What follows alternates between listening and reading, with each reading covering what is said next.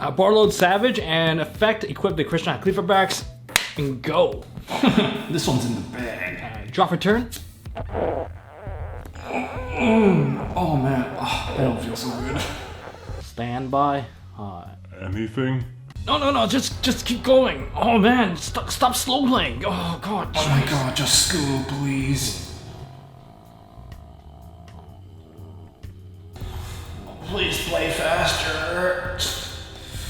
Oh god, why did I have a milk and chili burrito right before the round started? Dark Ruler. Any response? What response? Do I look like I have any spells and traps? Calm down. Oh man, just hurry up. Activate Mystic Mind. No, God, no, not a crying game. I dropped my 3 battle faders. Oh, I want to call the judge, but that's just gonna slow everything down. Man, if I crap my pants, I could get penalized for the hygiene thing. That's just hurry up. Just hurry up, man. Oh man, I want to make top 8. Come on, I got this. Your boy's too good. I gotta go. You win. Oh. Once again, Mystic Mind wins the game. Well, I guess I got enough time on break to eat my milk and chili burrito. Hey guys, it's Tom Box. Welcome to MST.TV. Okay, this video is going to be a little bit different. We're going to start with a set of rulings related to cards like LInkross and tokens and Trish, because there's a little bit of misinformation there which is giving some people unfair advantages that I don't think they deserve. So we're going to level the playing field on that front, and then we're going to jump from rulings into scenarios, policy-based scenarios. Now, just a disclaimer out there, I'm not like a complete expert on the scenario, but I do like to ask questions to other judges who are, and these are some of the answers that I have received. And I want to share with you guys some stuff that a lot of people have misinformation on, such as, are you going to get penalized if you go to the bathroom mid-round? Like you're in the middle of doing something, you need to go to the bathroom, nature calls, what happens then? Apparently the answer was not as straightforward as I thought it was going to be. I thought it was going to be an easy, quick yes, no. So I'm going to put that at the end because, based off the skit that you guys already saw, a lot of people just throw the game. I've seen people do it. I've done it myself in past regionals, and well, we're gonna answer that one afterwards. But there's also like Yu-Gi-Oh! NEURON that's coming out, so I want to talk about that in terms of, I guess, policy-based, like how is that gonna be handled in the future? And this is, again, my view on the current subject. But one thing that we can all agree on is read the policy document, especially read the policy document in your area, because things can differ from region to region. And I guess there's one more fun scenario-based policy thing is what would you do about people borrowing cards and stuff like along those lines? And yes, this is mainly from the judge Facebook group that we have seen, and I want to share with you guys because I find most of these answers quite fascinating, and I'll try to back it with the policy doc as much as I can. So make sure you guys hit that thumbs up button, hit subscribe, ding the notification bell to stay up to date with MST.TV, especially if you like that earlier skit. Have that ever happened to you guys before? I know it's happened to me before, and man, milk and chili burritos, just don't eat those. It sounds gross. All right, here we go. So the contextual question is, can you use LInkross's link tokens to summon out Trishula, the Dragon of Icy Imprisonment? And the answer to that is yes. In fact, we're just gonna go over everything that you can do with a token. And starting with LInkross, of course, LInkross's token, it summons out link tokens, and those link tokens, in fact, not just those link tokens, all link tokens cannot be used for link summoning for the rest of the turn. There's another monster that does summon out link tokens, and that's Link Devotee. So can you use tokens to pay cost or fulfill summoning conditions? And the answer is yes, you can. But there is a specific restriction you have to keep in mind. You cannot move it to specific zones, especially if the cost lists that, or within the summoning condition, it also lists that you have to move to a specific zone. Then you cannot do that. In other words, it cannot be sent to the graveyard for cost, it cannot be put back into the deck for cost, and it cannot be put in hand for cost. So those are the specific limitations. There's probably more, as long as it specifies a zone it's supposed to go to, like extra deck or anywhere like that, then yeah, you can't use tokens to pay those kinds of costs or those types of summoning conditions. However, what you can do is tribute it, because tributing does not specify a zone. Just like if you're under Macrocosmos, you can still tribute monsters. It either gets banished or it will be, well, yeah, it will just get banished. But you can still do it whether or not it hits the graveyard or hits the banish pile, or if it gets banished, then it's still okay. And then there's also destruction. Although typically there's not a lot of card effects. I don't even know if there's any card effect that is a destruction-based cost. But if there is a card effect that specifies destruction, you can always destroy the token and banish. Yes, banishing is a-okay, because banishing, like the whole banish pile, is not actually a zone. You know, traditionally back in the day before the whole lingo change, it was called remove from play. And the remove from play wasn't even an area, it was just kind of off the table. So in other words, before like the mechanic of removing, or rather reusing banish cards kind of came really into full effect, like that is not even an area. So that's why on your map there's no such thing as a banish zone. So it's just cards that are banished. It's kind of like a status that they hold. And I guess to kind of put this into full context here, remember this is specifically for cost. If you were to, of course, remove a token or use an effect to send a token to the graveyard, it will simply just be removed from the field. Bounce it back to hand, remove it from the field. Anything that's effect based would still technically just remove the token. And for the final thought here, just to remind you guys, you cannot flip a token face down, and you cannot banish a token face down. Those are some pretty important things. Just remember that. That's why if someone uses evenly match on you while you have your Linkross tokens, man, does that hurt, because you have to banish everything except for the token. You don't even have a choice, because the tokens have to stay, because they cannot be banished face down. They don't have a face down position for you to put them there. And that's really about it. So yes, you can use it to fulfill the summoning conditions of the Fusion Trishula, the barrier, or not Ice Barrier Dragon, but rather the Dragon of Icy Imprisonment, and you can use it to fulfill the summoning conditions of the Arch Nemesis, Eschatos, or Protos.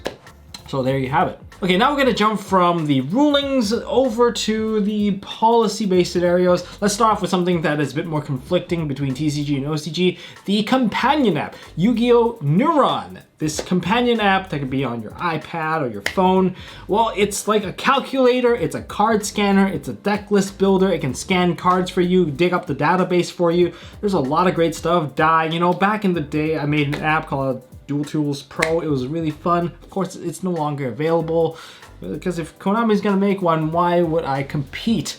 It just makes no sense, guys. But okay, let's look into what we're talking about here, which is, can we use it in the TCG? And the answer is, as of right now, this filming of this video, no, you cannot. Why? It's because the policy, of course, still states that you cannot have anything aside from a calculator and, of course, other medical devices on the table while you are playing. You cannot have your phone, you cannot have headphones, you just basically can't have any other electronic devices aside from a calculator.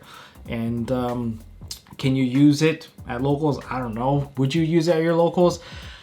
I can't judge your locals, and if you're gonna be at a sanctioned event, I would say right now you cannot use it. But here's the thing, if and when the policy does get updated and there is an English version or a European version with all sorts of other languages available, then can we use it? Well, you'll have to wait for the policy to come out, but make sure you read the policy of your current area. I have to emphasize this enough, because just because something is applying in Europe may not apply in North America. So that is what I want you guys to try out. Read not only your cards, but also read the policy document, or have someone read it for you at the very least, just so that you're not going into an event and getting penalized for unacceptable behavior. So that's part one. I hope I'm covering this accurately. If I'm making any sort of mistake, please leave it down in the comment section below. But if there's anything else you want to add, yeah, you could also put it there. But let's go into some scenarios, including the washroom one. But let's start off with, this one's a pretty mean one. Player B borrowed cards from player A, and during a tournament, player A and player B gets matched together, and player A all of a sudden, oh dude, I need these cards back to sell to a vendor. And player B, well, since he doesn't own the cards, he's basically forced to return the cards. Or is he? Now, this is actually a deeper question. In fact, it's not as like immediately obvious, because first of all, whenever judges issue any sort of penalties or issue any sort of like anything along those lines, there has to be an investigation. There's always the investigation phase. Like usually newer judges, before they immediately just assume things, but always investigate further, always try to get as much information as possible before you do something crazy. What if, I don't know, that guy really needs to pay back his debt to somebody, or like what if he damaged someone's stuff and he now needs to sell stuff to vendors to pay someone back? I don't know. There are a lot of things that can occur, but of course one thing to note is that the most, like, the elephant in the room would be that this guy's just clearly just trying to win the round and not let his opponent play cards against him. You can't use these cards against me. Just like how Kaiba rips up a Blue Eyes White Dragon, so will never be used against him. Kind of in a similar fashion. I mean, that is a potential investigation route that it can go. And especially if you're in the first and second place match, where's your urgency to kind of collect all your cards back then? It seems like there is a lot of things on the table that you can kind of put in your investigation to kind of get to a specific conclusion. And this is something I kind of want to note to you guys, is that judges would like to investigate clearly, and whenever they present like a penalty or why there's no penalty, they like to go through every piece of information available and explain it to you within each piece of information, just so that when the penalty is issued, it makes a lot of sense. They would be less likely to appeal. Stuff along those lines. It's just how we would like to communicate. It's all about having the clear communication between player and judges. And in this case, can someone do that? Well, the answer is it's very likely if they try. It's possible.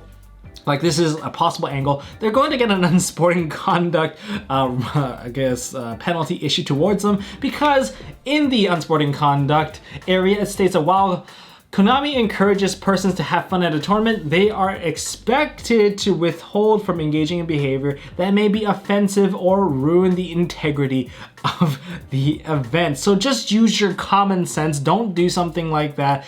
Like, especially if it's like first or second place and you're all of a sudden pulling this kind of stunt.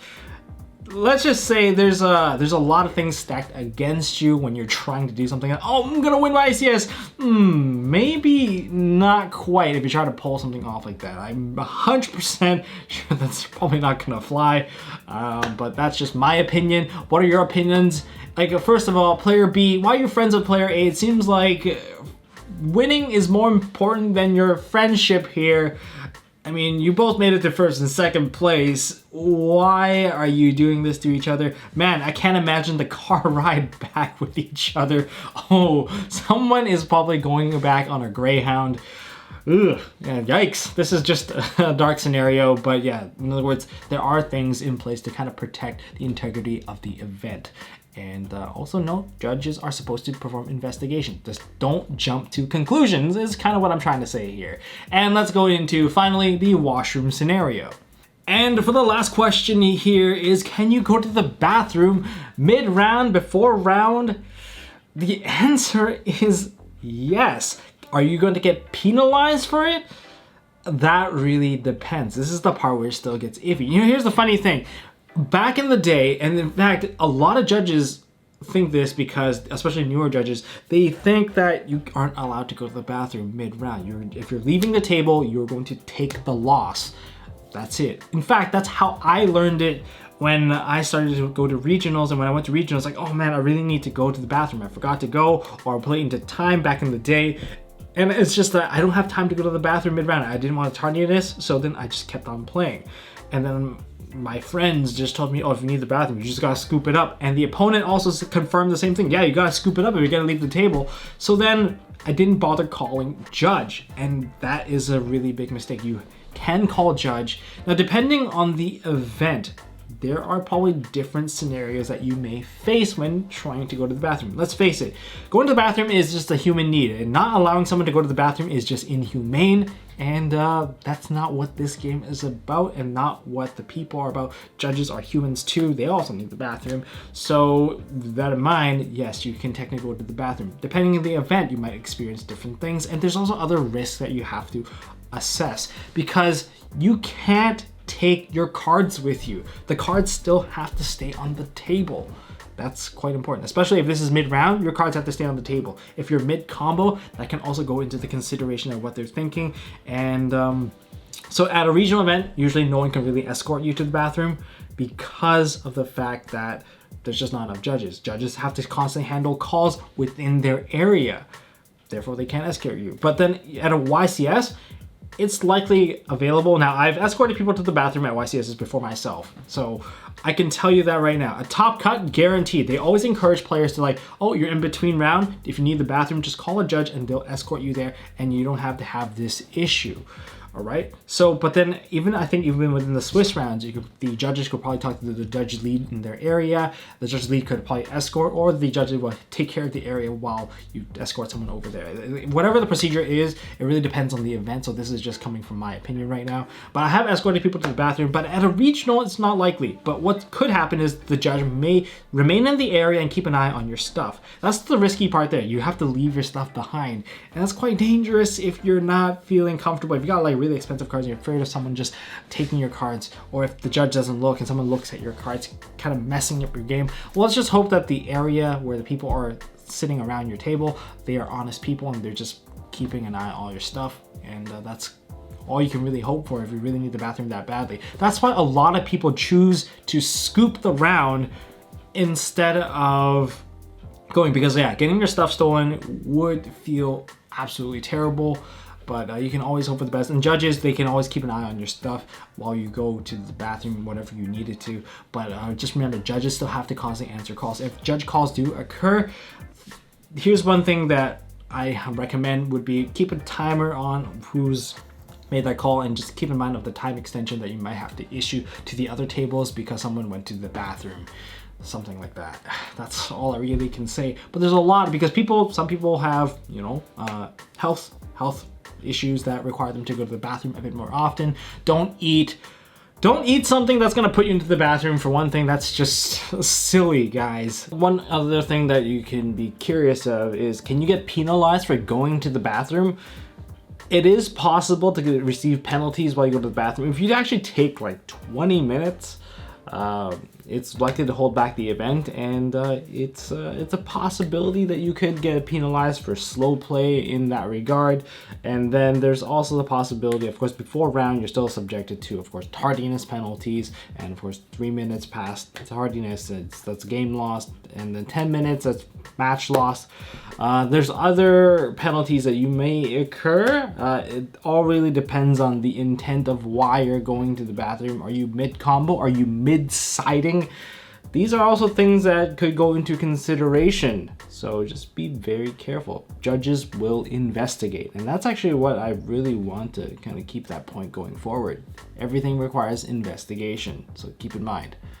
But yeah, that's all I got for this video, guys. If you guys enjoyed this video, make sure you guys smash that thumbs up button. Hopefully you guys learned a thing or two so that you guys don't scoop just because you need the bathroom, and just play with integrity. Judges will always do investigations on things, and yeah, know your token rulings. And that's all I got for this video, guys. Smash thumbs up, hit the like button, and if you guys have any other questions, leave it down in the comment section below, and I need to go to the bathroom. So see you guys in the next